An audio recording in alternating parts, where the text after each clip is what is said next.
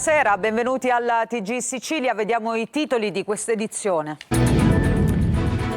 Il ponte sullo Stretto sarà finanziato anche con i fondi europei destinati al riarmo. L'eurodeputato leghista Roberto Vannacci ai nostri microfoni parla di un'infrastruttura strategica dal punto di vista militare oltre che civile. L'inchiesta Galvagno, dalle intercettazioni emerge un meccanismo di favori che ha radici lontane a partire dal caso Khan. Il presidente dell'ARS riferirà in Parlamento l'8 luglio. A 19 ancora caos e accuse incrociate. Il presidente Schifani attacca ANAS che replica. Il Codacons invece punta il dito contro il governatore. Intanto oggi altra domenica da bollino nero con code, traffico e rallentamenti. Ruspe in spiaggia tra i bagnanti, Porto Empedocle come riposto e Santa Teresa di Riva. Mezzi meccanici in azione in pieno giorno a pochi passi da ombrelloni e asciugamani. L'Etna visto da dentro, uno studio dell'Università di Padova ci racconta il vulcano nelle sue profondità dove si trova una rete di fratture lunga chilometri e piena di magma. A Messina il concerto evento di Cesare Cremonini infiamma il pubblico del San Filippo, oltre 40.000 spettatori per 2 ore e mezzo di show dell'artista bolognese che ha proposto grandi classici e nuovi successi. Calcio, l'arrivo di Inzaghi entusiasma Palermo, vicini gli ingaggi di Elia e Augello. Nel Catania il direttore sportivo Pastore lavora per rafforzare la squadra ma anche per ridurre l'organico.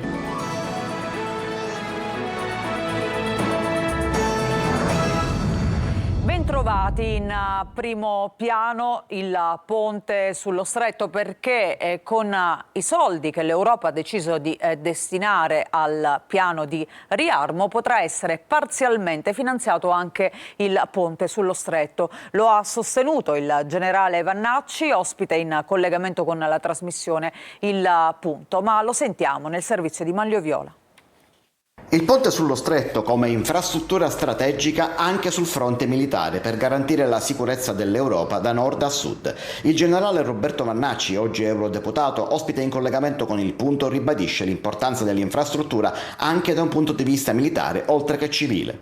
La mobilità militare fonda il suo principio su quella serie di infrastrutture, di predisposizioni, di capacità che servono per spostare uomini, mezzi, equipaggiamenti da un punto all'altro dell'Europa senza alcun limite. Un dato rilevante perché questo consentirà, secondo il deputato europeo, di usare per il ponte anche i fondi che l'Europa sta stanziando per il riarmo e la difesa. Il fatto che ci sia una infrastruttura che colleghi la Sicilia con il resto d'Europa e che faciliti lo spostamento di armi, mezzi ed equipaggiamenti via ordinaria verso tutti i confini europei è anche una infrastruttura sensibile e importante dal punto di vista della sicurezza e della difesa. E quindi è anche giusto che ci siano dei fondi che provengono da quei capitoli per finanziare quest'opera. I prossimi passi saranno quelli per l'Italia di ottenere una parte proprio di quei fondi.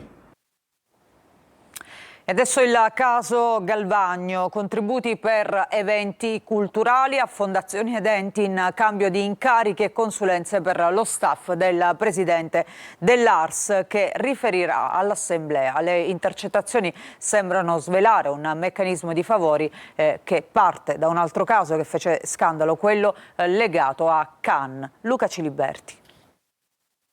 Il presidente dell'ARS riferirà all'Assemblea l'8 luglio su pressione di numerosi esponenti, soprattutto dell'opposizione, che chiedono di salvaguardare il Parlamento siciliano dall'inchiesta che ha coinvolto lo stesso Galvagno. Nelle carte anticipate da Repubblica svelate dalla Sicilia ci sono consulenze, contributi e relazioni che ruotano attorno allo stesso Gaetano Galvagno e al suo staff e pagate, secondo l'accusa, con i fondi a disposizione del Presidente dell'Assemblea e di quelli inseriti nella legge finanziaria votata dal Parlamento siciliano. Galvagno, ed è questa l'ipotesi accusatoria, avrebbe agevolato alcuni imprenditori in cambio di utilità. Un ruolo chiave nell'inchiesta è quello della sua portavoce Sabrina De Capitani, braccio operativo del Presidente che ambiva a controllare la Fondazione Federico II. Ed è proprio intercettando le sue conversazioni che i PM della Procura di Palermo hanno scoperchiato un vaso di Pandora. Accanto alla De Capitani, indagata, sembra avere un ruolo importante anche Marcella Cannariato, moglie dell'imprenditore Tommaso Dragotto, vicepresidente dell'associazione organizzatrice di numerosi eventi benefici finanziati con migliaia di euro di fondi pubblici. Anche lei è tra gli indagati. L'inchiesta vede coinvolte 9 persone in tutto, ipotizza reati di corruzione e peculato. A quanto pare le indagini sono partite dallo scandalo su Cannes, quando l'assessorato regionale al turismo stanziò quasi 4 milioni di euro per una mostra fotografica Sicily Woman and Cinema organizzata dalla società lussemburghese Absolute Blue. Per questa stessa società lavorava Sabrina De Capitani come responsabile dei clienti più importanti. Poco dopo però De Capitani divenne la portavoce del presidente Galvagno. Nelle carte dei magistrati c'è un importante omissis, un certo uomo 6 che avrebbe raccomandato un'altra delle indagate per aver ricevuto 2 incarichi. Galvagno, che già all'inizio di gennaio aveva chiesto di essere sentito dai magistrati, è stato interrogato 20 giorni fa rigettando ogni addebito, mentre la sua portavoce Sabrina De Capitani si è avvalsa della facoltà di non rispondere. Ma l'inchiesta, dopo gli interrogatori di queste settimane, sembra già destinata ad allargarsi. Sarà erogato domani l'ultimo pagamento dell'assegno di inclusione che ha sostituito di fatto il reddito di cittadinanza. Dal 1 luglio bisognerà presentare una nuova domanda per il sussidio. Sentiamo. Stop all'assegno di inclusione, il cosiddetto ADI, ovvero la misura che ha sostituito per una platea comunque meno vasta il soppresso reddito di cittadinanza. Domani l'INPS pagherà l'ultima delle 18 mensilità previste per legge. Naturalmente lo stop riguarda coloro i quali percepiscono l'ADI da gennaio 2024. Si tratta in Sicilia della più ampia platea di percettori. Lo stop però non è definitivo, la legge prevede la possibilità di rinnovare la misura per ulteriori 12 mesi e senza il mese di stop previsto in precedenza dal reddito di cittadinanza. Dopo l'ultimo pagamento nella giornata di domani, dal 1 luglio aprono i termini per presentare le domande di rinnovo. L'INPS invierà un SMS ai beneficiari che raggiungono il termine dei 18 mesi con le indicazioni per presentare la nuova domanda. La procedura per il rinnovo è più semplice rispetto a quella iniziale di attivazione. I nuclei familiari rimasti invariati nella loro composizione non dovranno iscriversi nuovamente alla piattaforma dedicata del Ministero del Lavoro né sottoscrivere un nuovo patto di attivazione. Il modello di domanda è rimasto invariato e potrà essere presentato da qualsiasi componente maggiorenne del nucleo familiare. In caso di variazioni dello stesso nucleo, invece, bisognerà rifare le procedure iniziali per intero.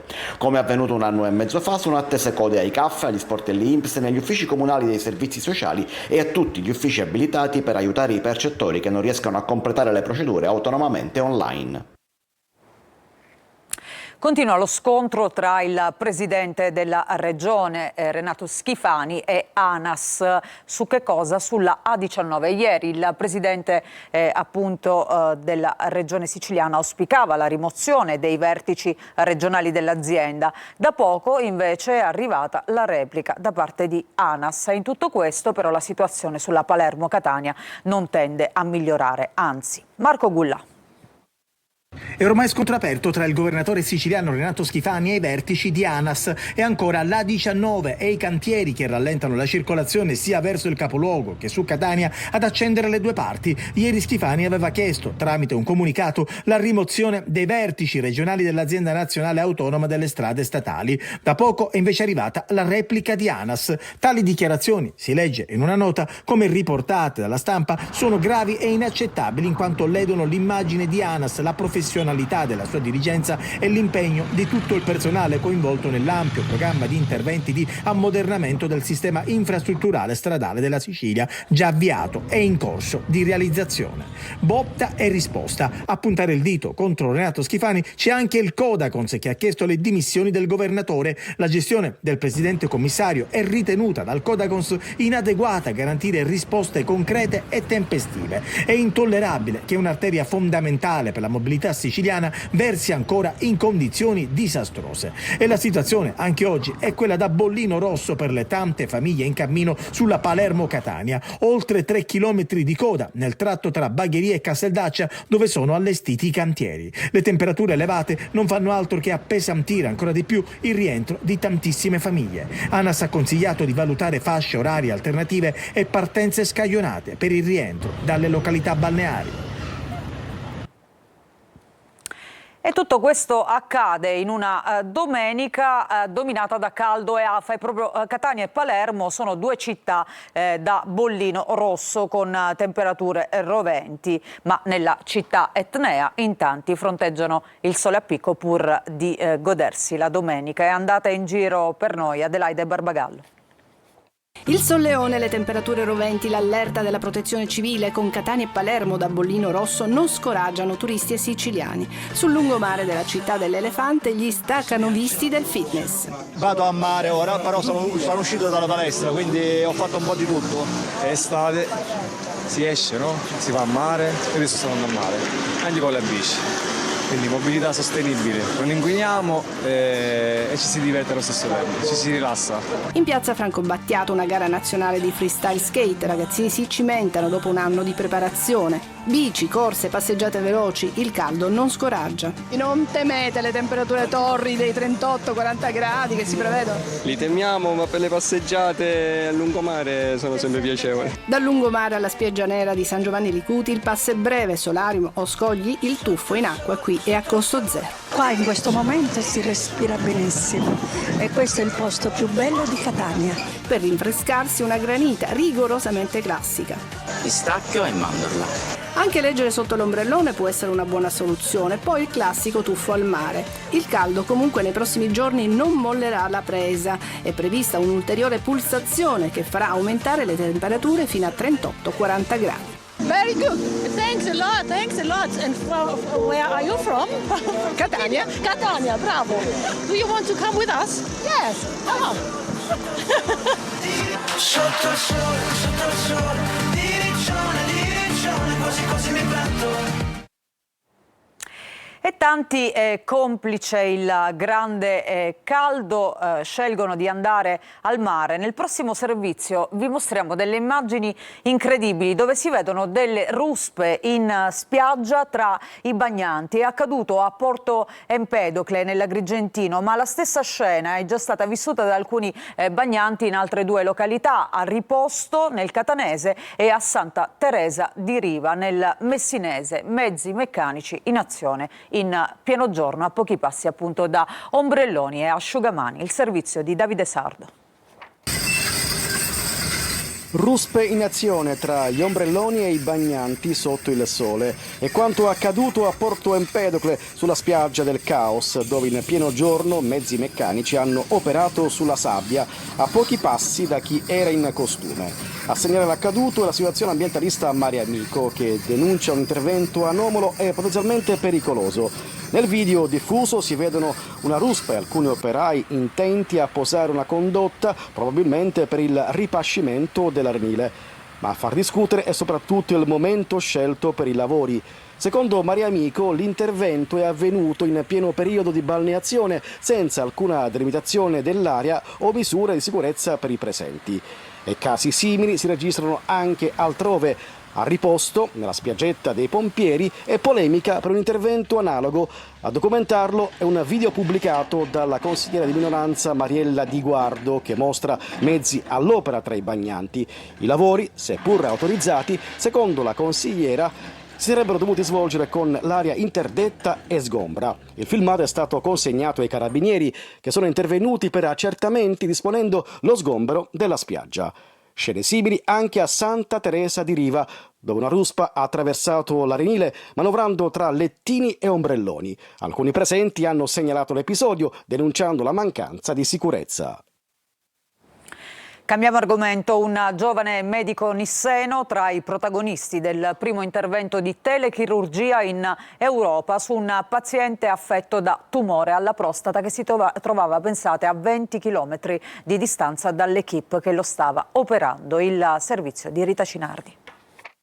Tecnologia robotica al servizio della medicina è uno degli ambiti su cui sta scommettendo la chirurgia in Italia e nel mondo, e alla quale si sta dedicando Enrico Vecchio, giovane medico nisseno di 29 anni in formazione specialistica in urologia, che attualmente sta perfezionando i suoi studi in Belgio, ed è stato qui che qualche giorno fa ha preso parte al primo intervento in Europa di telechirurgia a distanza tra l'Orsi Academy e l'Azorg Hospital, due centri di eccellenza nell'ambito della chirurgia urologica. Il paziente, un uomo con un tumore alla prostata, è stato sottoposto ricorso ad un intervento di prostatectomia radicale alla Zorg Hospital, mentre l'equipe, diretta dal professore Alexander Motry, si trovava a 20 km di distanza e da lì il chirurgo manovrava la console che dava i comandi alle braccia meccaniche in azione sul paziente.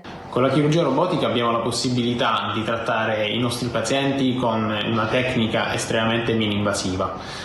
Con la possibilità di fare 4 piccole incisioni possiamo raggiungere gli organi che devono essere trattati.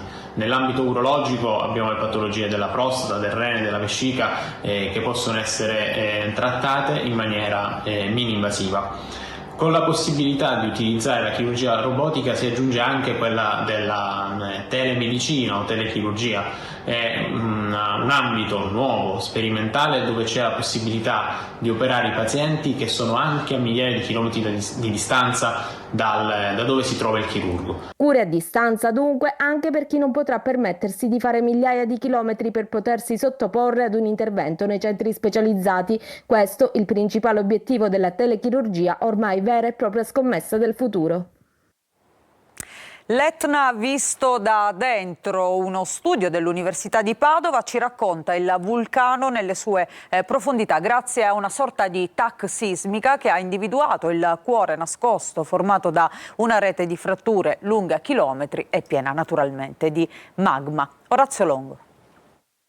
C'è interazione tra i processi magmatici e le attività di faglia, lo dice uno studio dell'Università di Padova in collaborazione con l'Istituto di Geofisica e Vulcanologia di Catania, coordinato da Gianmarco Del Piccolo e Emanuele Faccenda e pubblicato su Communication Earth Environment. Lo studio, che ha avuto come fine quello di proporre un metodo per ricostruire tridimensionalmente il campo di sforzo a partire dai dati sismici, mette in evidenza come sotto la superficie dell'Etna si nasconda una rete di fratture lunga chilometri e piena di magma, cuore nascosto del vulcano osservato nel dettaglio grazie a una specie di TAC fatta con le onde sismiche. Le faglie possono svolgere un ruolo chiave nel dirigere il flusso di magma, controllare la posizione delle bocche eruttive e influenzare i rischi vulcanici come l'instabilità dei versanti e il crollo dell'edificio, scrivono i due studiosi. A emergere è la presenza di un corpo di dicchi verticali, ossia di fratture riempite di magma, che si estende tra i 6 e i 16 km di profondità, formando una rete a raggiera che agisce come sistema di vie preferenziali per la risalita del magma. L'aspetto interessante, spiega Del Piccolo, è che il centro di questa rete non è al di sotto della cima dell'Etna, ma è spostata a sud-est. Sono stati analizzati circa 15.000 terremoti avvenuti tra il 2002 e il 2021. Questo metodo potrebbe avere, secondo Emanuele Faccenda, coordinatore della ricerca, un impatto significativo sulla predicibilità delle migrazioni di magma e fluidi in vari ambienti crostali, inclusi campi geotermici e petroliferi. E adesso la musica, entusiasmo alle stelle a Messina per Cesare Cremonini. Ieri sera 40.000 spettatori per 2 ore e mezzo di show dell'artista bolognese, un mix riuscito tra grandi classici e nuovi successi. Francesco Triolo.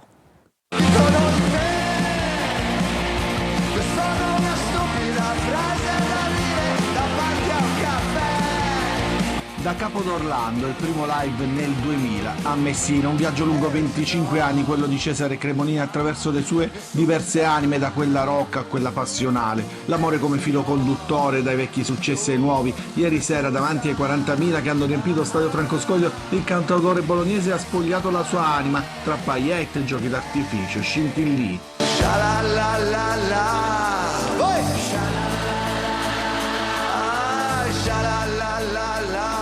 Partiti dall'Alaska è stato un percorso a tutta velocità sino a quel buon viaggio, diventato manifesto della condivisione.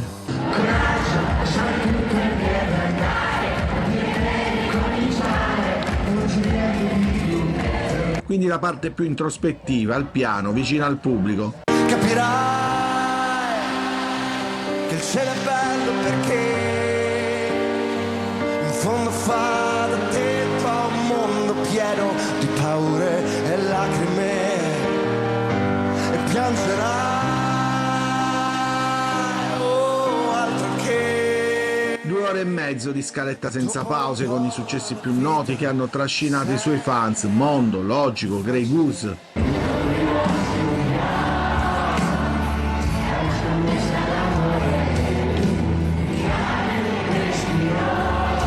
Il finale è da brividi, prima 50 special, l'inno di una generazione, poi marmellata, poetica, nessuno vuole essere Robin, un giorno migliore per il saluto alla Sicilia.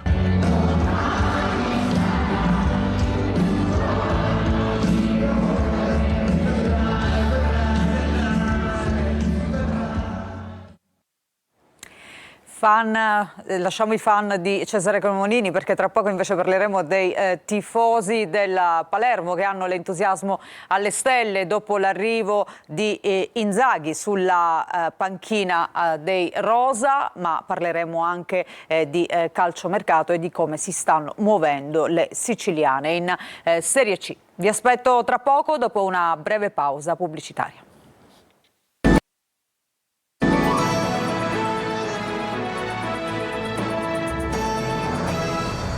Seconda parte del nostro telegiornale, adesso il calcio, entusiasmo alle stelle. In casa Palermo i tifosi ricominciano a credere alla Serie A e si lavora anche sul mercato. Da domani il DS Osti tornerà al lavoro per ufficializzare nomi in entrata. Sentiamo quali sono nel servizio di Marco Gulla.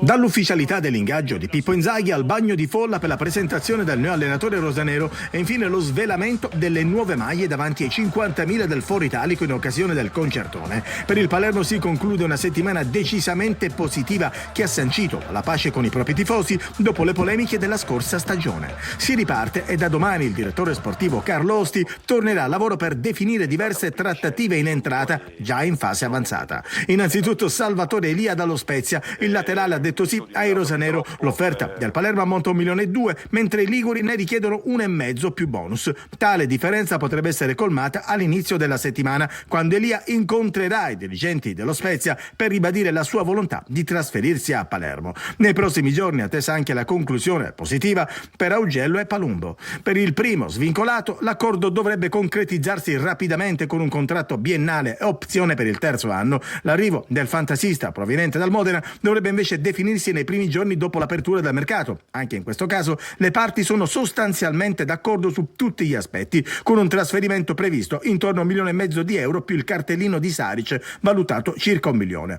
Nodo portiere per Audero, trattativa in salita. Il Palermo sta comunque monitorando Klinsmann del Cesena, in uscita di Mariano, su di lui Bari e Pescara. E adesso la Serie C in casa Catania, tempo di definizione delle strategie. Pastore ha il compito di consegnare a Toscano un gruppo pronto a lavorare già per il ritiro. Si parte dallo sfoltimento della rosa. Francesco Triolo. È il momento di stringere. Il dialogo tra il direttore sportivo Ivano Pastore e l'allenatore Mimmo Toscano si fa sempre più intenso e l'obiettivo è quello di arrivare ad avere entro il ritiro di Norcia una rosa quanto più definitiva possibile, soprattutto un organico il più possibile alleggerito dal peso degli esuberi. In uscita ci sono diversi giocatori, Marsura, Costantino, Peralta, D'André, Popovic ad esempio, ma anche Gega, Luperini, De Rosa e Montalto. Poi c'è da verificare la posizione di Cianci, per il quale ancora non risulterebbe il riscatto da parte della Ternana, quindi il nodo Cicerelli, non riscattato dagli umbri e che alla fine potrebbe anche rimanere. Quasi definita invece la cessione di Castellini al Mantova in Serie B, per lui formula con obbligo di riscatto al verificarsi di determinate condizioni. In entrata il nome caldo sul mercato è quello del giovane difensore del Cesena Simone Pieraccini. Il Catania ha tentato di portare il rossazzurro già a gennaio, adesso ci riprova, conferme arrivano anche dall'Emilia, si lavora per una cessione in prestito del difensore. A Siracusa, definita la prosecuzione con il tecnico Marco Turati, si attende adesso il rientro in città del presidente Alessandro Ricci per dare seguito ai colloqui sulla programmazione tra l'allenatore e il DG Guglielmino. Da ufficializzare anche il nome del nuovo direttore sportivo con Antonello Lanerin Pol. Sul fronte giocatori probabile una rivoluzione. A Trapani il presidente Antonini ha chiuso un altro acquisto, si tratta di Franco Vasquez, attaccante argentino nell'ultima stagione al Monopoli. L'annuncio ufficiale dovrebbe arrivare nei prossimi giorni. La punta ha già giocato in Sicilia, a Troina e Siracusa. Ancora una pausa, ritorniamo tra poco con le ultime notizie.